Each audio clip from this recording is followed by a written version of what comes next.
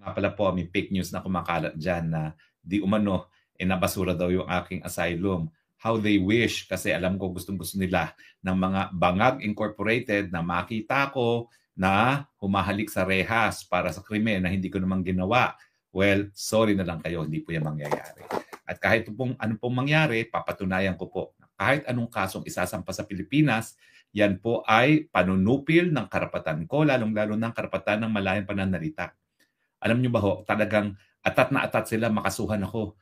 Dapat non-bailable para mapatay nila itong Facebook at saka YouTube natin. Parang ginawa doon kay Pastor Kibuloy na kapag nagkaroon ng kaso na non-bailable, unang-una silang tatakbo sa Facebook. Hindi po yan mangyayari. Kasi ngayon pa lang po, pinagbigay alam ko na sa Facebook na ako ay asylum seeker dito sa Netherlands.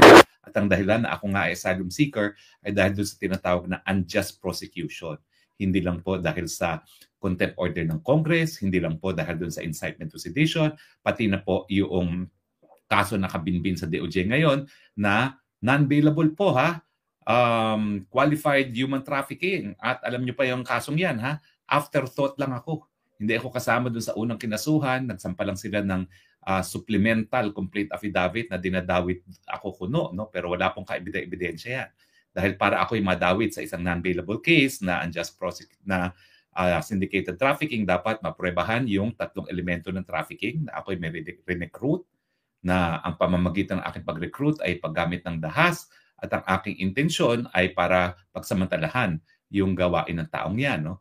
O kundi naman kaya conspiracy. Pero sa ating batas, ang conspiracy po dapat mapatunayan kasama ng elemento ng krimen. Hindi po pwedeng sabi-sabi, hindi po pwedeng invento, hindi po pwedeng speculation.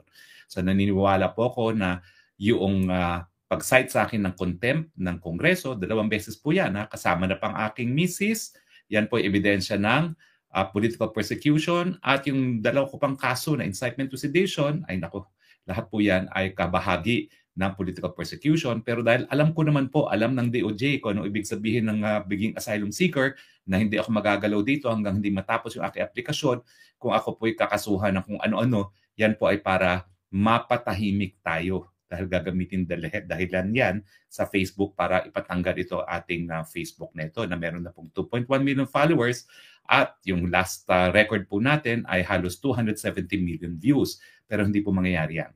At ako naman po ay kakilala ng Facebook. Matagal na po akong nagbibigay depensa sa mga vloggers na nasa Facebook, na nasa Google, sa Burma, sa Vietnam, sa Malaysia. At alam po nila na matagal na po akong isinusulong ang karapatan ng malayang pananalita. So hindi po sila magtatagumpay sa kanilang maitim na balak na patahimikin ang Spokes Hour.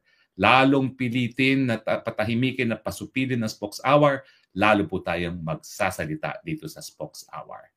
Di lang po sa Facebook, kundi pati na rin po sa YouTube. Pangako ko po yan. Ipaglalaban natin ang karapatan ng malayang pananalita at malayang pag-iisip.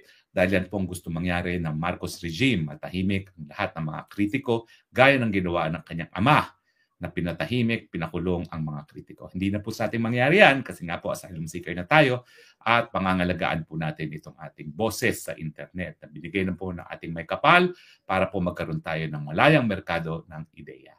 Pag-usapan naman po natin ngayon, abay, Oplan Horus. Ano ba yung Oplan Horus na yan?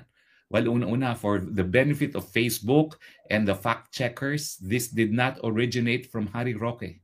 It originated from a newspaper report exclusively carried by the Manila Times as its headline today.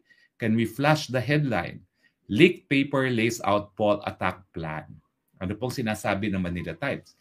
Abay, may plano pala ang administrasyon na talagang gamitin ang pondo ng gobyerno para mananaig ang mga kandidato ng alyansa sa darating na panahon. So according to Manila Times, which is one of the oldest newspapers not just in the Philippines but in the whole of Asia, government has an Oplan Horus whereby they will use government resources to make sure that their candidates for senators win in this midterm election.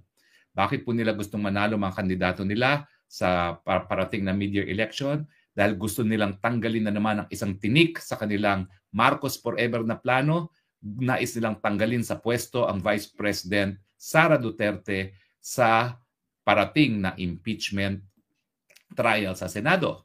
At kabahagi ng sinabi ng Manila Times ay hindi rin kaiba doon sa ginawa ni Noynoy Aquino para mapatanggal ang dating Chief Justice Corona na gagamitin na naman ang pondo ng bayan para po mabili ang mga boto ng mga senador.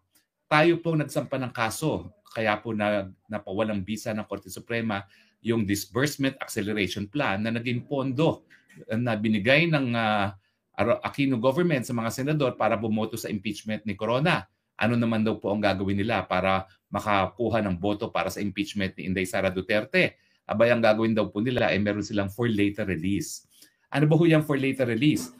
Yan po ay mga budget para sa proyekto na kinakailangan aproban mismo ng presidente ang disbursement. So kapag ang isang senador ay hindi bumoto para sa impeachment, yung pinapangakong mga proyekto na bilyon-bilyon, hindi po ma-release ang pondo. At alam naman po natin ngayon, ang patakaran ngayon sa mga infrastructure project, halos 50% na po ang napupunta sa bulsa ng mga kongresista at senatong. So kung magbibigay sila, gaya ng gustong ibigay dati sa mga senador, no, na 4 na bilyon ata yun, no, dun sa Disbursement Acceleration Plan, abay malinis po yan. 2 billion pupunta sa mga bulsa ng mga senatong na boboto para sa impeachment. No? Yan po ang nakabahagi dito sa oplan na ito sang-ayon sa Manila Times. Bukod pa sa paggamit ng FLR or for later release sa budget process para bilhin ang boto ng mga senatong, syempre nandyan yung paggamit ng government resources para nga manalo mga kandidato na administrasyon. Hindi lang po sa Senado, kundi na rin sa Kamara. Kaya nga po, bilyon pisong ayuda ngayon ang linabas. Halos lahat po ng ayuda na nasa 2025 budget ay nailabas na po in time for election. Yan po yung AKAP, yan po yung TUPAD, yan po yung medical assistance program, no? Lahat po yan ay binuhos na sa mga kandidato ng administrasyon para masigurado ang kanilang panalo sa darating na eleksyon, no? Both sa Congress at sa Senado.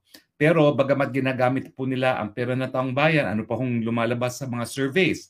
Ang lumalabas po sa survey ay patuloy po ang pang-arangkada ng mga kandidato ng PDP laban sa darating na eleksyon. So parang wa-epek ang ginawa nilang pamumudmod ng pera at nangangalampag pa rin ang hanay ng PDP sa darating na eleksyon. Well, nag-move po ako kasi masyadong maaraw na, no? Sa ating hindi maganda naman tignan sa camera. Ngayon po parang mas maganda na yan. Yan, ganyan ang ating gagawin. So, mukha pong hindi gumagana ang Oplan Horus dahil na matindi po ang pagkagalit ng tao nung sila po ay kinidnap ang dating Presidente Duterte at pinadala sa Hague para litisin. Ang nangyari pa dyan, yan ang naging pinakamalakas na campaign tool ng PDP laban para masigurado ngayon ang PDP 10, ang Duterte 10. Ang problema na lang talaga, sino yung dalawang nananatili? Yung dalawa na inendurso ni BP Sara, si Amy Marcos at si Camille Villar, o yung dalawa na di umano ay sinusuportahan ni Tatay Digong, no? Si Gringo Unasan at saka si Colonel Kirubin, Ariel Kirubin. Tingnan po natin kung sino mananaig, no?